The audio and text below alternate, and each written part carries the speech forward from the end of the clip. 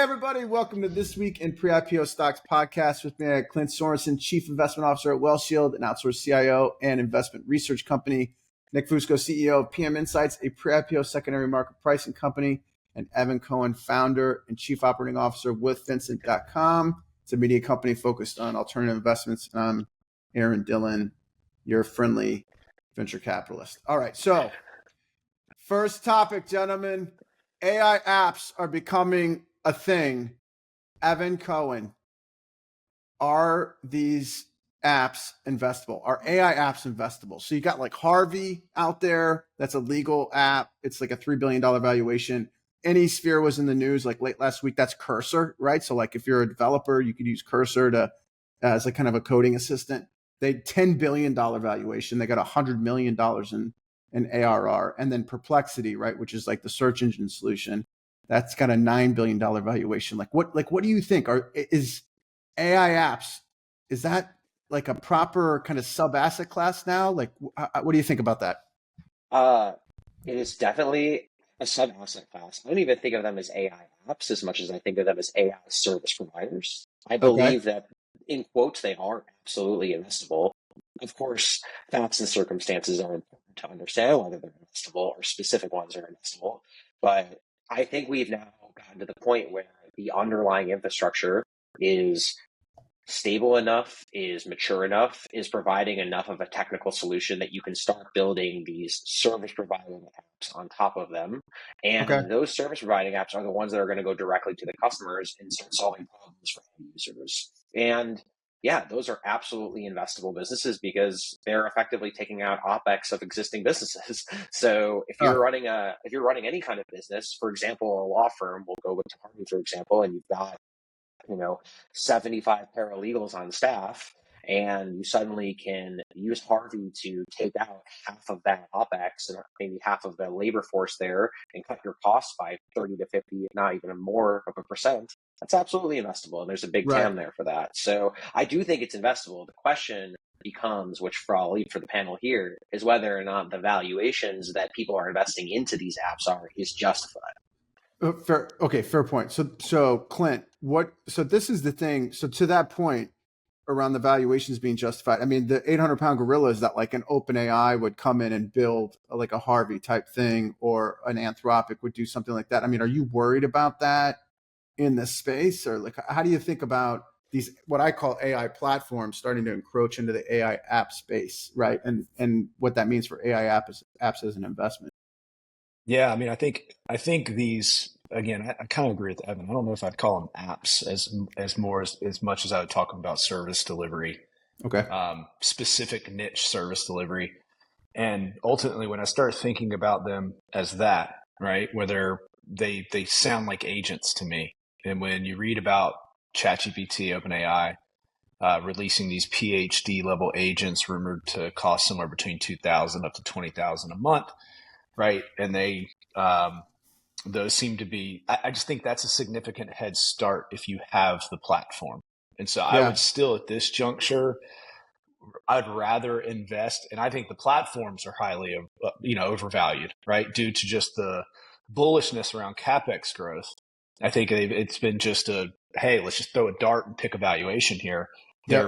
There's not a whole lot of upside, in my opinion, to some of these platforms over the medium term. Right.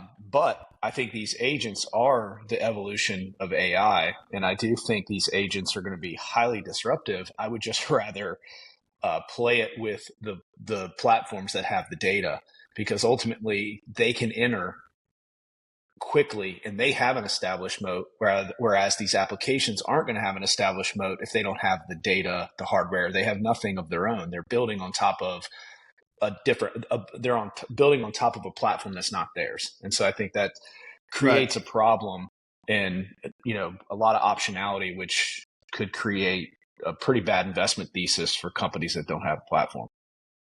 Right. Okay. So Nick, to that point then around the moat, because that's like kind of what I think about a lot about with these companies, like what's the real value add? If it's just like some people are calling them like GPT wrappers, right? Which I think to Clint's point, that's like, there's not a lot of value add there, but if you got, proprietary data, or you've like really dialed in on the particular use case or problem that you're trying to solve for like whatever business it is or whatever use case you're talking. I mean, is that the moat? Is that enough, right, to justify, to Evan's point, some of these big valuations that are out there, right? Like, what do you think of that? Sure. Yeah, I'll give two examples on that, because I think it's a fine line where if you have someone like an OpenAI come in, they can completely disrupt a firm like Grammarly. I'm just going to run it through OpenAI. That's easy. But what is pretty similar is another company like Duolingo. However, the purpose for Duolingo is to help you train and understand and learn a language. And I think even if that looks pretty subtle, it's enough of a moat that I would want a differentiated app to learn a language, and that's why Duolingo is safe, and I don't think Grammarly is. And that's really interesting. And then the other moat that we can hit on, someone like Harvey, they had OpenAI Ventures as an investor. So now OpenAI is not going to want to come in and blow these guys up, and it's not going to be a knife fight like you saw between, let's say, a Zoom and Google, where Google just said, "Oh, I'll make meats for free." Yeah. And then Zoom's share price has really suffered because of that. So it is definitely nuanced, and there might be some subtleties in there where, like, where do you draw that line in terms of complete success and utter failure? But yeah, I think you got to be somewhat technologically differentiated, or have that buddy system, where you've got NVIDIA investing in everybody. You've got OpenAI investing in more and more companies now. I think that's really, really helpful. And that lends to what Clint was saying as well, the ownership of the data, or being able to tackle the LLM. So I think what Harvey's doing is probably justified. They have access to so much more legal information. It's purpose-built. It's very, very much aligned to that purpose. And it's a high cost purpose. Like hiring a lawyer is anywhere between $400 and $1,400 an hour. Yeah. So that's protectable. But maybe some of the lower end stuff, you'd trust to just push through an LLM.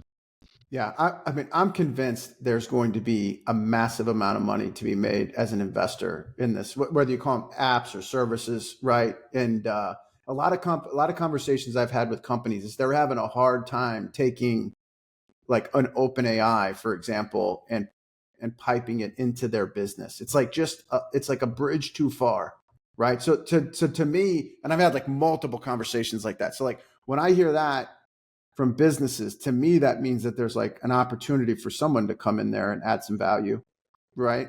The problem that I'm having as an investor, though, like when I'm like assessing the risk on this stuff, is I just don't know like where these platforms are going to stop, and then the app or the service is going to be able to pick up, right? And then what industry, what verticals. Like to Clint's point, OpenAI just came out with these agents, $20,000 a month for an agent. I'm paying $240,000 a year for an agent. I'm like expecting a lot out of that thing, right? So like when that starts to get out in the marketplace and people are using these things, like is that replacing a 5-person team? Right. I mean, so the math's got to work on that, right? I would think. So what happens when someone at the other end says, I've got a problem with this? In the case of Harvey, let's say you're replacing a lawyer or complementing a lawyer. Do you put them on with your agent? Do you put them on with the AI agent? I feel there's a reach there, but give us a year or two, and this is my point. Maybe it works. How do you invest in a company? How do you invest in one of these apps or services to Evan's point, a $9 billion valuation or a $10 billion valuation, and then like OpenAI comes out with the next great thing in 9 months' time, and it's gone? And I mean, we're talking about a company here, so you're like thinking 3 to 5 years out. To me, it's just it's tough to kind of pinpoint where to put chips on the table, right? That's this is a tale as old as time, and we've heard this for the last 20 years. That any business or startup you start, there's nothing stopping Amazon, Google, Microsoft. Fair point. What we've learned time and time again is that focus on the customer and the problem is really where ultimately a lot of these startups end up winning. And when you're a big company the size of Google and you're trying to do 15 or 20 really ambitious things at the same time, and you're divided on resources and you've got obligations and things like outside of that core function, you end up missing the mark. And that's how companies like Ramp get built. And that's how companies like that just get built. Like even OpenAI is an example where like Google was so far ahead in the technology, yet OpenAI came and made their lunch because they were just focused. That's very smart. What I think is interesting just about because I think Nick brought up a really interesting point, and Aaron, you sort of doubled down on it about the data side, is where I think a lot of risk for market investors today is holding names like Dropbox and Box, where data is today. And I see what you're gonna end up, I believe, seeing is a transition of databases moving more, for like traditional companies, moving toward AWS and Azure and Google, because they can add the LLM functionality on top. So because I think that's where really a lot, like, we all want to talk to our database. We all want to be able to understand things and ask questions. And I think there's going to be a lot of opportunity on figuring out how to get the data into those places where they aren't today. Which is why ChatGPT is such a challenge. Like, a lot of companies have an issue getting their data into ChatGPT today because it's not a really clear pipe. And if you don't use Azure, and you're not an engineer, you're like, this sucks to have to import all my data every single time into the context window. Somebody needs to solve that. And then when it does, this industry is going to take. I love this stuff. I think this is great. Like, this is what makes a market. It's such a free for all, and no one, to your point, Evan, no one really knows what's going to happen, right? So like, this is what I know. There's going to be a lot of money to be made here, right? And for those managers that can figure out how to navigate that, they're going to stand to make some very nice return for their investors. So, okay. So that being said, just to shift topics here. In the pre-IPO stock space, some interesting stuff's been going on, I think, in the last couple of months. Like, companies are now like openly coming out and saying, we're never going to go public, right? There's some venture capital firms that are coming out and saying, like, why, like, they use the term first principles, like going back to first principles. Why would I go public? What's the advantage for a company to go public, right? They're like saying things like this out loud now. I've never heard stuff like this before, right? But the Colson brothers were on the All In podcast, and they basically said, I don't see the reason why we would want to go public. So Clint, like, let me ask you, man, does that make you think differently about investing in this kind of pre-IPO stock secondary market space? Or are you just now saying, like, okay, we're going to have to buy and sell in the secondary and that's okay? Like, how do you think about companies that may or may not go public, and how does that impact your thoughts about investing in the business? Yeah, look, the number of companies publicly traded has been shrinking for quite some time now. There's more liquidity options in the private market. In present day, you have a negative arbitrage. So old days, companies got too big to trade hands privately. And so they hired salespeople, aka Wall Street, to break up the company into smaller pieces and go get a premium in the public market. And there was a notable premium where you sold privately for maybe 12 times and you sold publicly for maybe 20, just roughly speaking, right? Yep. So there was an advantage to raising capital. We got a premium valuation and you were able to spread it out and access liquidity.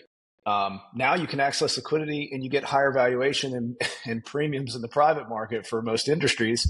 Why in the world would you deal with the nuisance of going public, especially from a quarterly management perspective?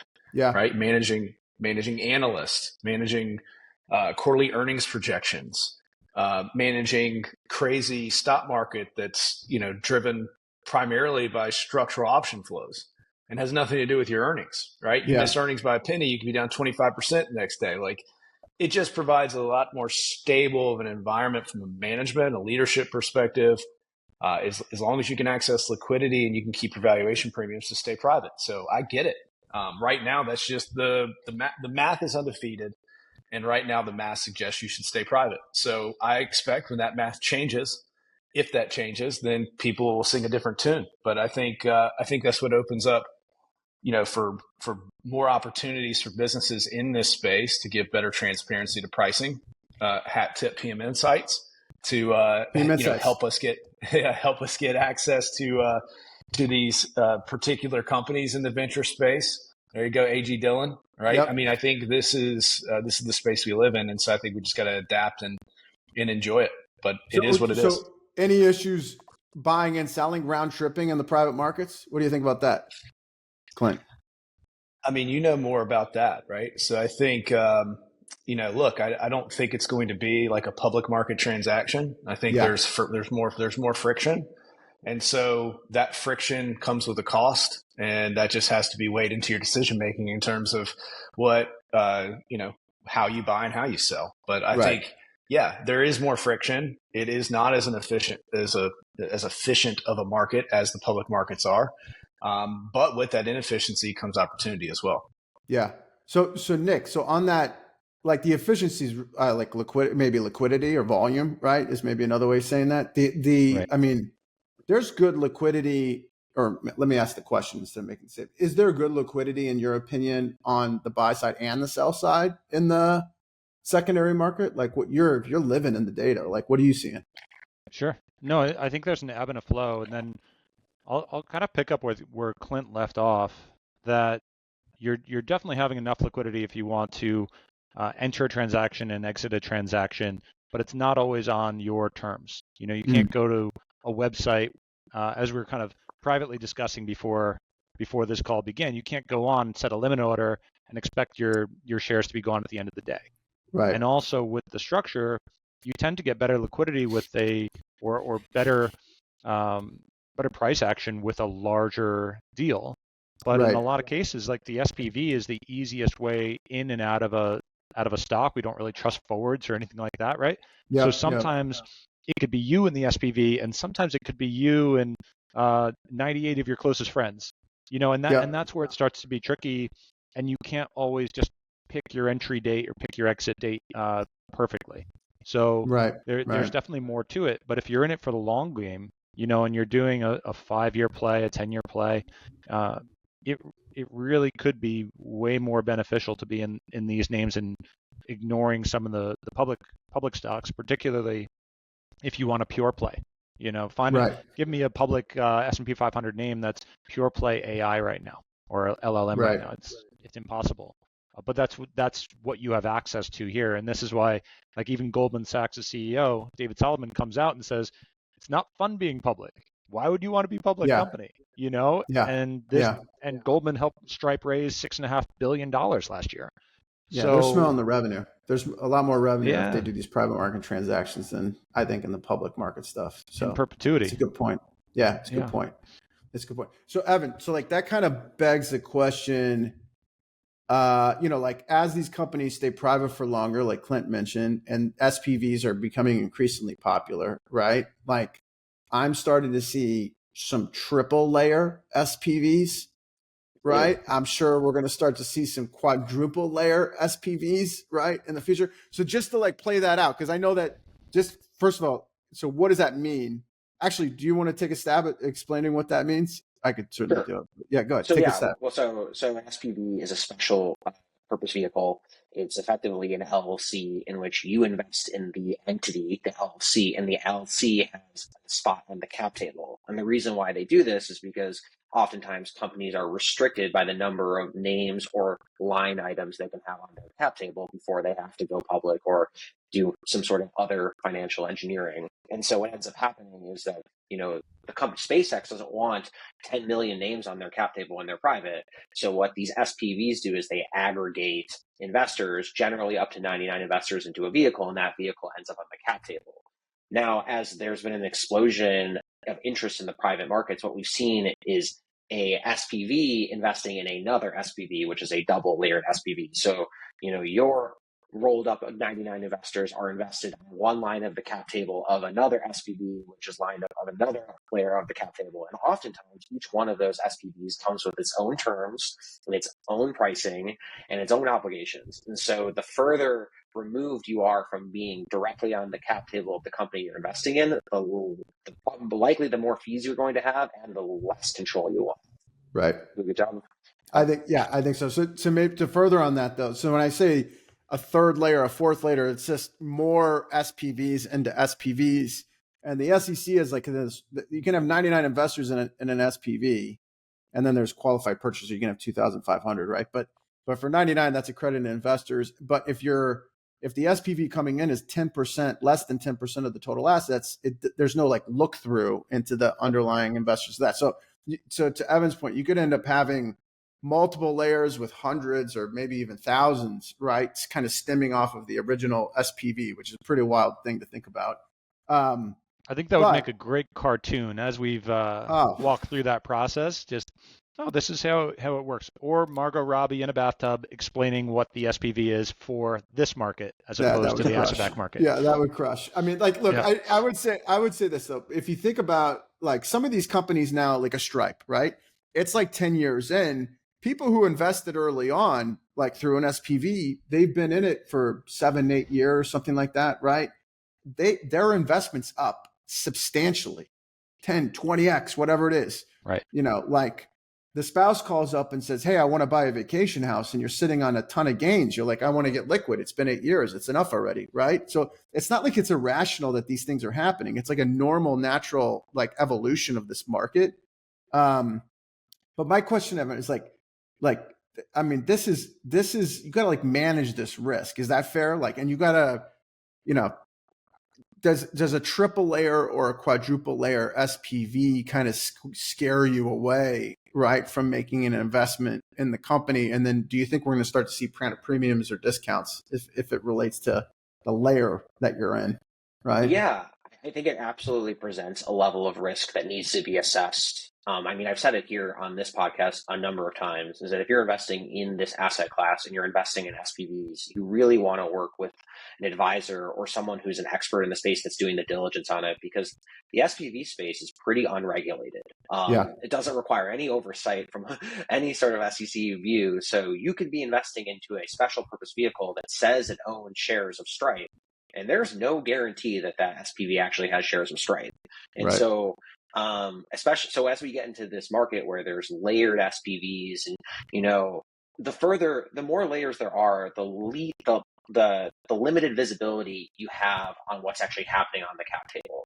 And so I think it presents a lot more risk as there are more layers down. So if you're investing in a triple layer or a quadruple layer SPV, you're not only going to have fee compounding because each one of those SPVs has its own fees, but you're going to have way less visibility and the inability to do diligence that gives you more protection. So I don't think that's great for the market. I actually think, given the new administration's openness toward innovation around the regulatory scope and the expansion of the private markets from the demand side, I wouldn't be surprised if we saw some regulations that created more opportunities to innovate here, and maybe expanding the SPV rules to include more investors, maybe creating some sort of ledgering system so that we can do more verifications on these private markets, just to provide investors a slight bit more of transparency, because I think that transparency will ultimately trickle down into fee reductions and improved gains. Better for investors.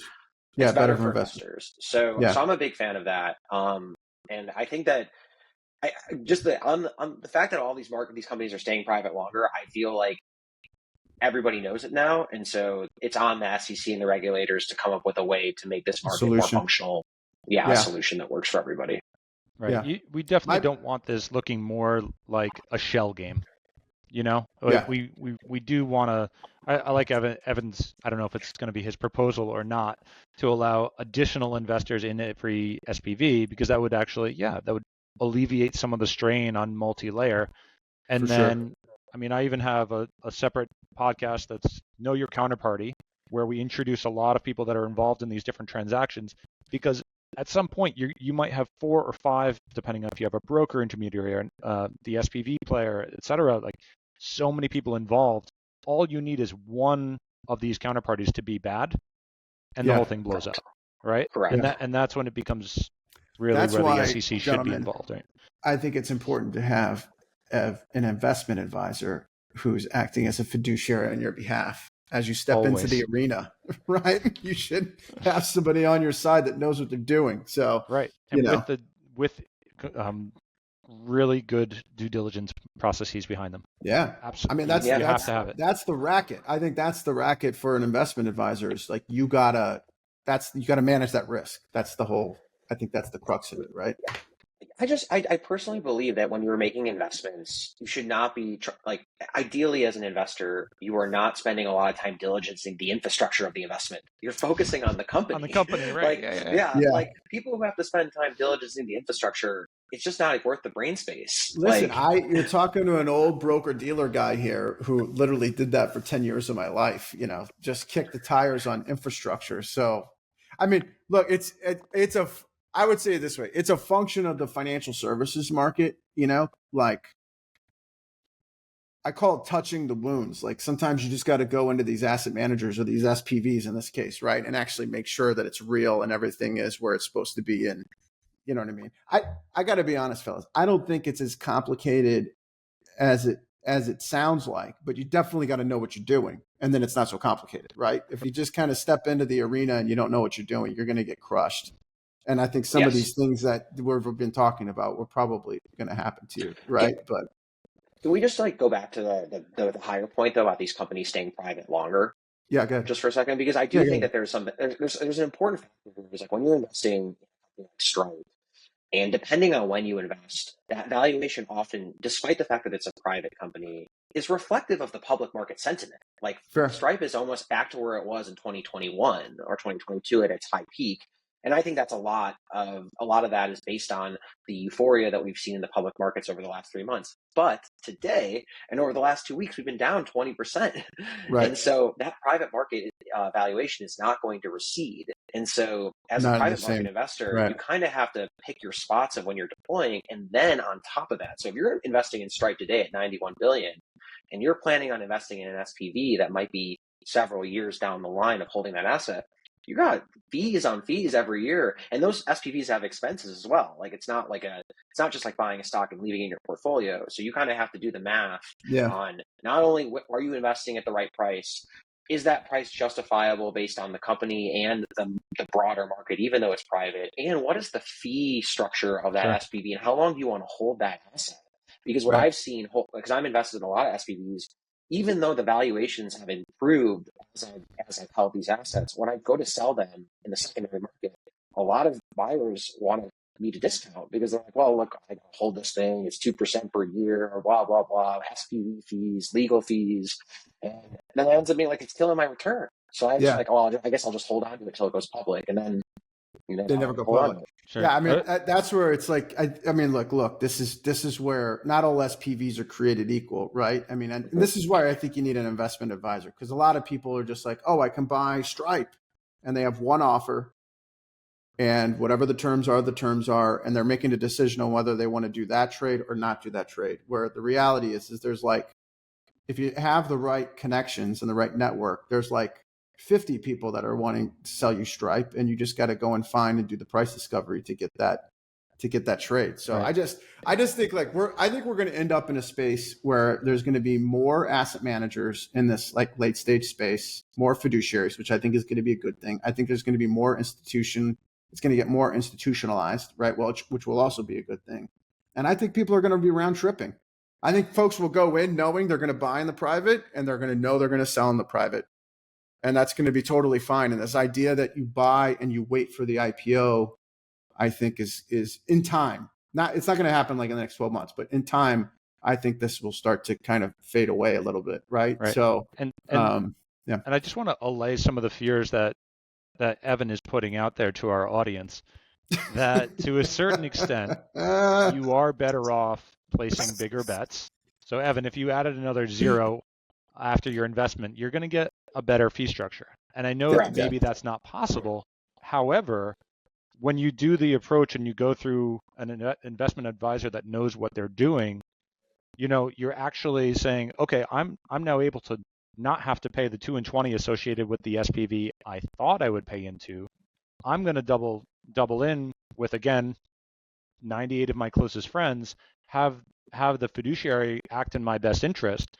And now we're all collaborating. We have a much bigger ticket size, and then you're able to get a much closer to the SPV. Yeah, it's an institutional size. It's institutional versus to the 0-0. Yeah. What is institutional sized? Just so the audience knows. I think it's 1.5 million or above. That's what I've noticed in the market. Yeah. So we personally, not personally, we as a company don't take or utilize information under $1 million. We deem anything under $1 million as retail. It depends on the stock. I mean, my take, Evan, depends on the stock. I've seen some at 500,000. You get great institutional pricing. I've seen others you need like 1.5 to 2 million, and then you start to get good institutional pricing, right? So like, it's like it depends on the stock. Also, kind of like what's going on in the market as well.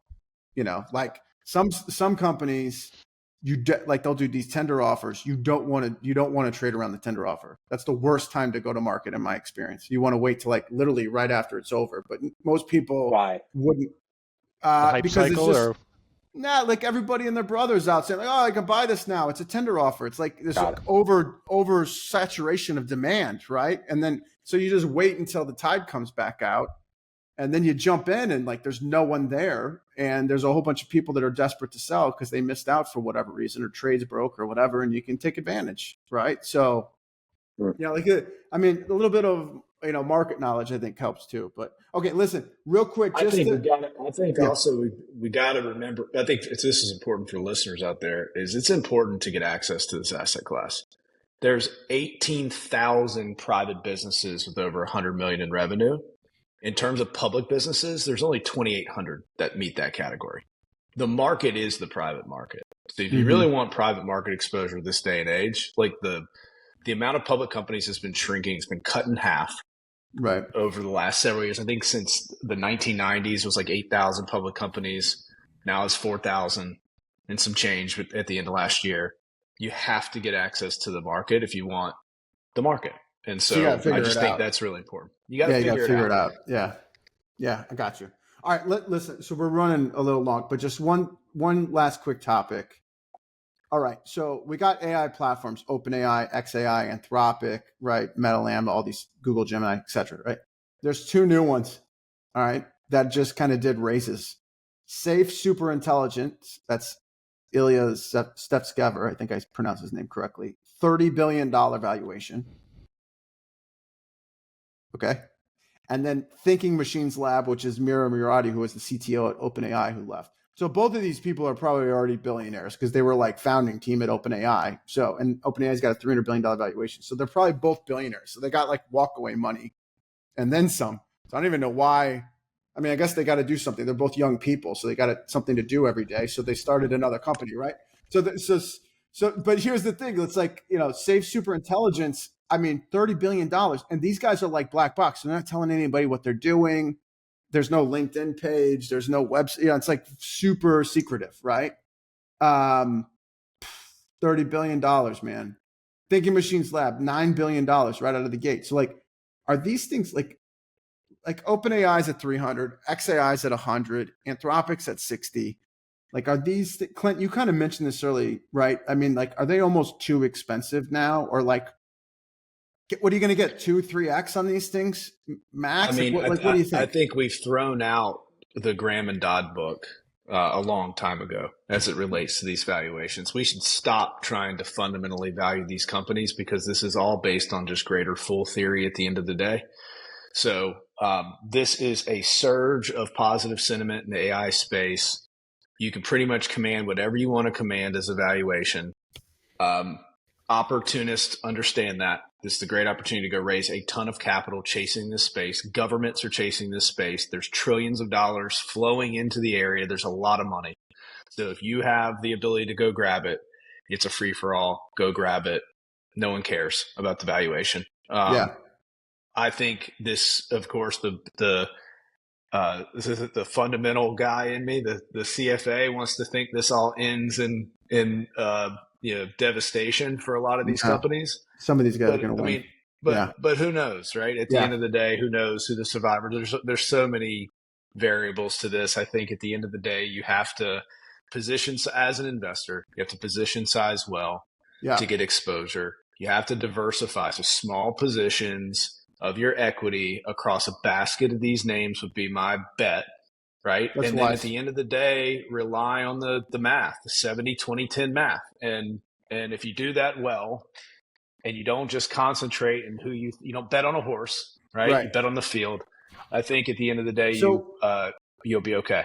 There's a lot of wisdom in that because you could get some power loss stuff. Like to that end, like not all these guys are going to win, but one of them might do like, artificial general intelligence, and that's a $5 trillion company, and that's your winner, right? So if you had some chips, you might have a consumer winner, right? You might have a B2C winner. You might have a B2B winner. You might have Yeah, there's so many different levels to this. I think there are going to be winners and there's going to be losers. And I think it's a great space, a great opportunity, and a lot of money sloshing around chasing it. But I think we need to just forget trying to fundamentally justify any of these valuations at this point. The underwriting, like this. Okay, so last thought, I'll leave it open for everybody. But the underwriting to me, like Safe Superintelligence is basically saying we're not going to even launch a product until we hit AGI. So if you make an investment in that company, you're investing in the idea that that team is going to solve for artificial general intelligence.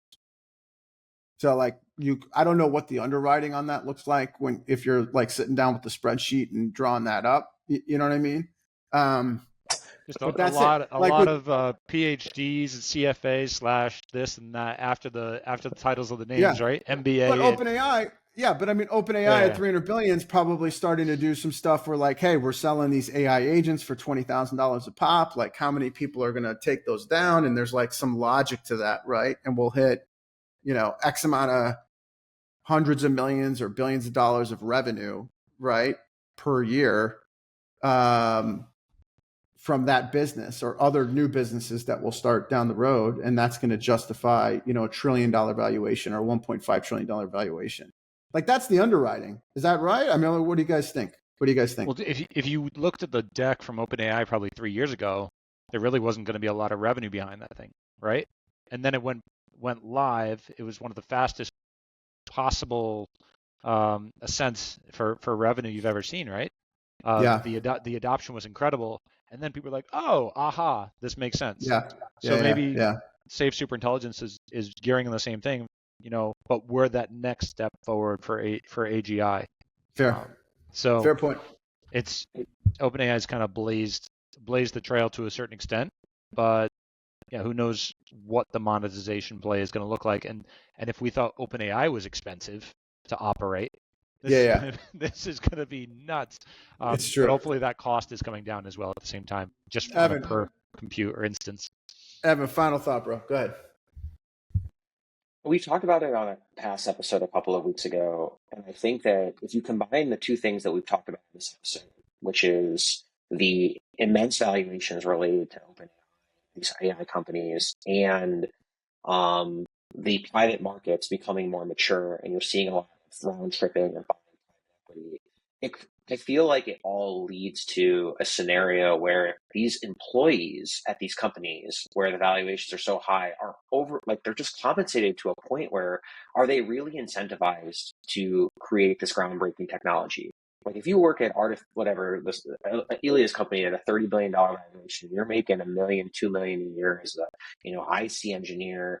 And you're there for 2 years and the company hasn't shipped anything, but you walked away with $5-6 million. You're able to sell a liquidity position.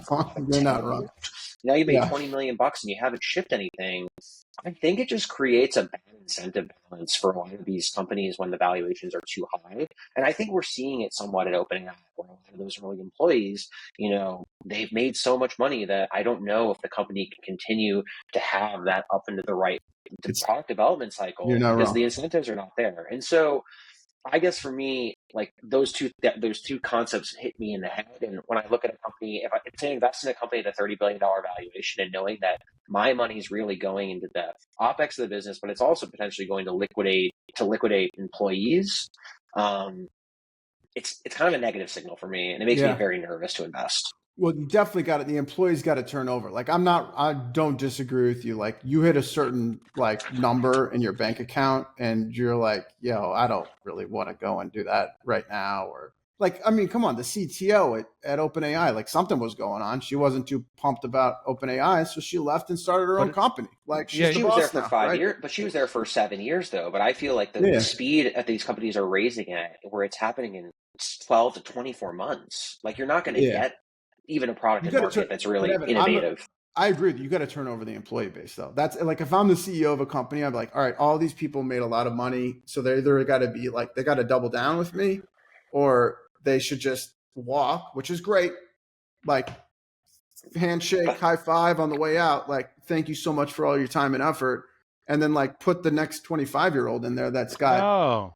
You don't think so? No, that's really hard. I feel like this is where NVIDIA differentiates from these companies that are growing so quickly, where if if you're an employee and you've made your 10 million and you're at a company and it took you a while to earn that, like, I'm going to keep going.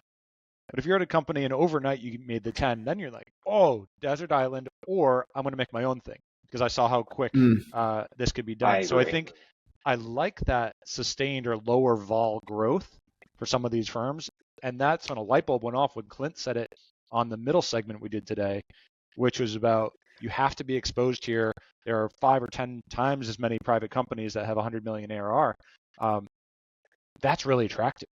Finding those gems that are not going to swing up huge in valuation and then drop the next day.